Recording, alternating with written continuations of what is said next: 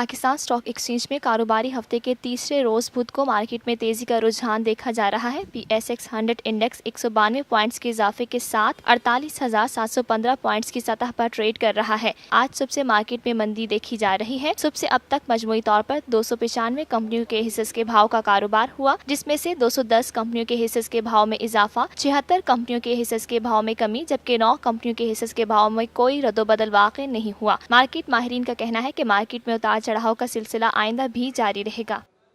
یہ ہے TNN TV، دیکھتے رہیے تازہ ترین خبریں اور ایکسکلوزیو رپورٹس۔